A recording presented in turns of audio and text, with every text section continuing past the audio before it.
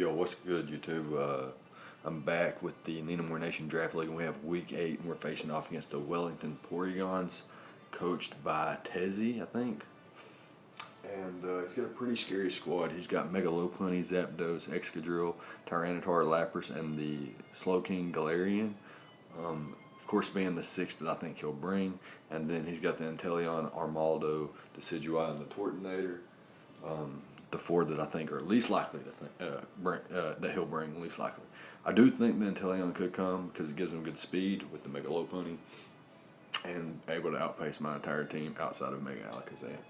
So, that being said, I've actually decided to bring, well, I'll go over my team first. Got the Clefable, Suicune, Mega Alakazam, Infernape, Mandibuzz, Nidoqueen, Serena, Tauros, Kling Klang, and the Munchlax, of which you can see on screen. I am bringing the Clefable, Suicune, Mega Alakazam, Infernape, Mandibuzz, and the Nidoqueen. So, in terms of hazard control, my opponent's got Stealth Rock options, and he's got Armaldo, Tyranitar, and Excadrill to set them. I think he'll bring it on either the Tyranitar or the Excadrill. Probably the Tyranitar. Probably going to be his initial switch into my Mega Alakazam. Can force a switch. Can force a switch on my Mandibuzz, more than likely, and possibly even on things like Kling Klang, Munchlax, Tauros. I haven't brought Munchlax actually this season. I need to think about that. He's got Rabbit Spin support in Excadrill, Armaldo, and the Tortonator. I don't think he's going to bring the Tortonator. I think it's like the least likely Pokemon he brings. He also has Defog and Zapdos and Decidueye, so I think he's going to bring potentially, if he brings hazard control, I think it'll be either Defog, Zapdos, or Rabbit Spin, Excadrill. However, I do think Excadrill will be more offensive, and that kind of explains my team a little bit. So, my team, I've got the Protect, Wish, Moonblast, and Aromatherapy on my Clefable with max HP and max defense. I can actually take one Iron Head from the Excadrill as long as it's not like Choice Band or Life Orb or like the Iron Plate. And I'm a pretty good switch into the Megalopony. Can take high jump kicks, returns for days, retaliate, things like that.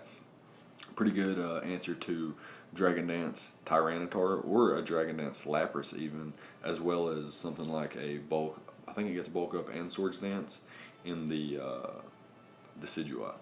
So got the unaware ability so that I'm unaware to things like Dragon Dance and Swords Dance, bulk up, whatever it might be. Even power up Punch Megalopony could be a problem. I've got the leftovers there, and like I said, Wish Protect for longevity. You can pass wishes into things like Nidoqueen, Mandibuzz, and Suicune. Don't really want to pass it into Alakazam or Infernape because they're not too bulky to take the hit and then catch the wish. So next up we got the Suicune. We got a Bold Nature with 108 AVs in defense with max HP. Gives me a good, decent answer to things like offensive Excadrill, Tyranitar, even the Megalopony. Can take a hit from Megalopony, several hits from Megalopony, which is really nice for me. It also survived hits from things like the Inteleon, the Tortonator, which I don't expect to come as much, but could still make an appearance. And as well with things like the Armaldo. So I've got my Mega Alakazam with, I'm actually running a plus speed nature just in case. I figured if he brings his Megalopony, he's going to bring Adamant with Fake Out and Quick Attack.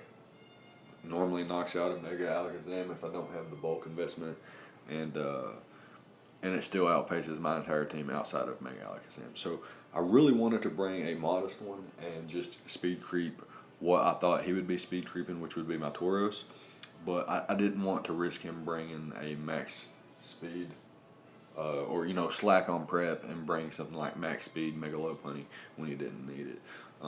So I've got the Protect there for Fake Out on Mega Alakazam with Psychic and Focus Blast. Psychic hits his entire team for neutral damage or super effective damage outside of Tyranitar and Excadrill, both of which are hit super effectively by Focus Blast. And I've got the Recover on there just for longevity. So Infernape, I'm actually running Protect on it as well with the Fire Punch, Close Combat, and the Mach Punch, and ultimately decided to run a Focused Sash. and let it be my lead. So if he led with something like Mega Low Pony, I could click Protect and then threaten him immediately. So I don't have anything to hit Zapdos with outside of my Fire Punch. I could risk Static, but I also risk burning him and getting a little bit of residual myself. I've got Mana Buzz here. It's a Spadef variant. Kind of there to take on the Slowking, the Galarian Slowking, as well as infinitely handle things like Decidueye and can click things like Foul Play versus the Excadrill, as well as Brave Bird versus the Mega Lopunny. So quite a bulky Pokemon there with Toxic and Roost. Can click Toxic versus things like the incoming Zapdos, which would be what I would predict would come in. I've also got my Nidoqueen here with the Stealth Rocks and the Black Sludge. Earthquake, Ice Punch, and Taunt this week with the Poison Point ability. So I'm quite defensive on this thing as well to take on Mega Lopunny, potentially poison it upon touch. And yeah, that's pretty much the squad. So we're going to hop into the battle now and see what happens. Alright, so here we are with the battle. My opponent chooses to bring the Inteleon, Tyranitar, Excadrill, Zapdos, Slowking, Galarian, and the Mega Lopunny. So no Decidueye, no Lapras. That's really nice for me to see. He does bring the Inteleon though, and the Slowking Galarian is pretty problematic. But overall, not too bad for a matchup here. I'm going to actually lead off with my Infernape, see what my opponent wants to lead with, and he does lead with the Inteleon.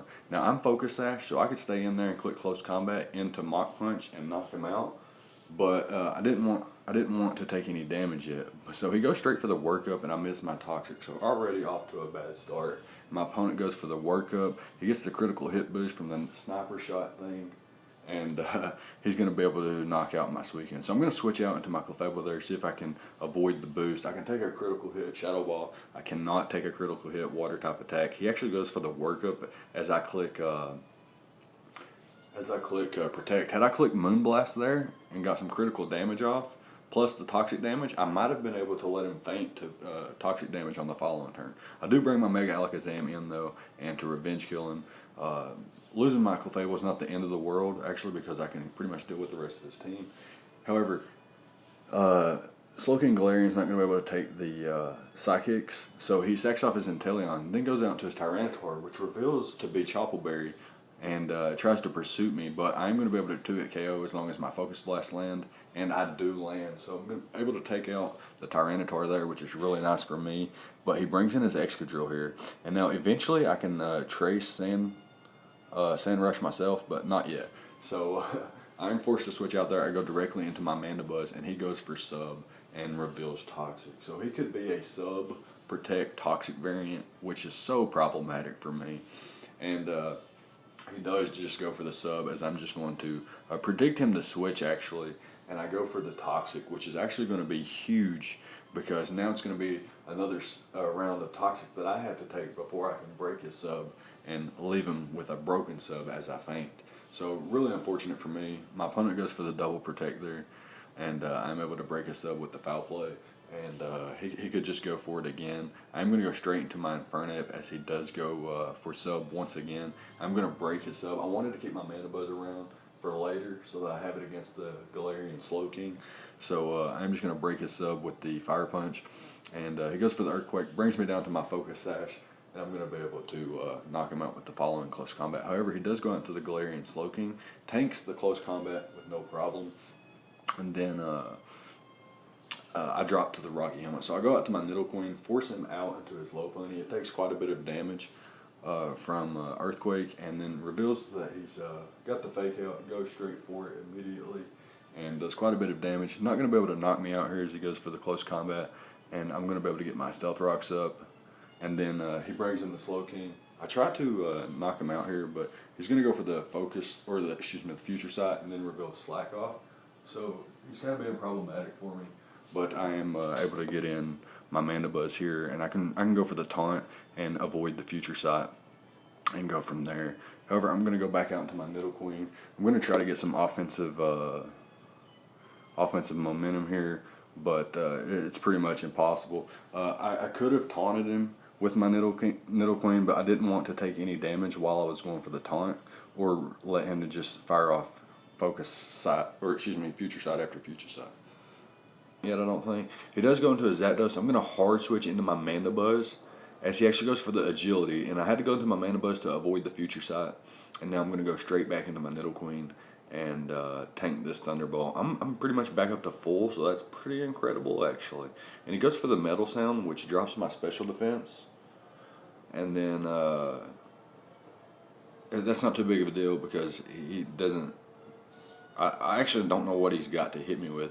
I didn't notice the freeze, so I went for the Earthquake and then realized he was frozen, and I was just going to go ahead and knock him out here. He got the pair on me, so I'm okay with the freeze, and the Metal Sound naturally drops my Spadette. So he get a special attack raise too, so he was looking pretty powerful there. I'm not sure what he had. Maybe Hurricane to knock me out. I'm not sure. Anyways, I go into my Suicune here to avoid the Earthquake knockout. I'm just going to fire off some Scalds here. I actually get some pretty good damage on the Excadrill, so if I can just get one more Scald off, I'll be in great position. But he actually chooses to go for the sub, so that was incredible. Had I went for Scald there, he would have been in a position to where he would have to click Protect on the following turn, and then go for a double Protect and things like that. Basically, my Suicune would have been in a really solid position, and to avoid that, I thought he was going to go into his Slowking, so I pulled a switch into my Mandibuzz, and it didn't work out for me. Anyways, I do manage to get my Alakazam in versus his Excadrill, predicting his Protect, and trying to keep him out of range of getting healthy again and just 1v1 my team. Focus Blast would have knocked out there. Unfortunately, I miss. Focus Blast would have left him in range of, would have knocked him out and would have left Slowking in range of being either 2-hit KO'd or switched out into Mandibuzz. It did have Calm Mind though, so perhaps it could avoid a 2-hit KO. But I did have my Mandibuzz with Taunt and my Nidoqueen with the Earthquake. So a little bit unfortunate there for me, but it's Pokemon and it happens sometimes. So I'm going to continue to fire off Scalds here. I guess Suicune not being that important, I should have just did this to begin with. Just fired off Scalds, got rid of this thing, and then perhaps I could have even had a double down, and then brought in my Alakazam or my Nidoqueen fresh on the Slowking and started firing off Earthquakes and stuff. But yeah, it's not going to be the case. He's going to be able to fire off a Future Sight. I'm going to switch out to my Mandibuzz as he just goes for the Slack Off into the Calm Mind. I do avoid the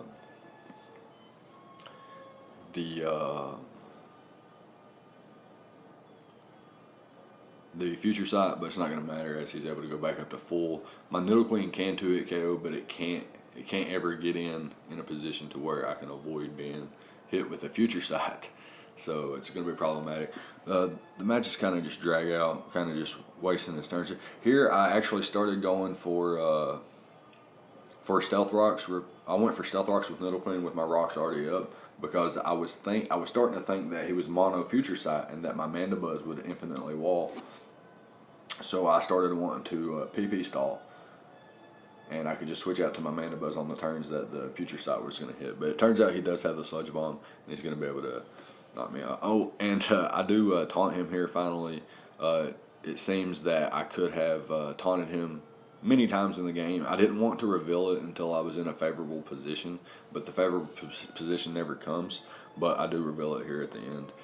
He throws off a Future Sight here as I drop to the poison damage, and I go into my Nidoqueen and taunt him, not realizing that he threw off that Future Sight, and I thought that I could taunt him here and prevent him from slacking off and 2-hit KO him as he goes for the Future Sight on the following turn. But he had actually fired off a Future Sight on the turn that my Mandibuzz fainted. So I wasn't, I guess I missed that. I wasn't paying attention, I suppose. But it was a huge game. You can see in the bottom right-hand corner where I said something about sight. Wow, that was me saying that I didn't realize he fired off the Future Sight. But that was a really fun game, and a lot different than I expected it to go, actually. I figured he was going to bring an offensive Excadrill. I didn't think the Inteleon would come. I thought the Lapras would come. I thought the Inteleon could come over the Lapras, but I thought the Lapras would come pretty much. But pretty much nailed the rest of his squad, though. It was pretty fun, and he brought a pretty cool Slow King set, which ended up being my demise. So that's going to be it. Let me know what you guys think. Leave a like, comment, subscribe, all the good stuff, and I'll see you guys next time. Thank you for watching.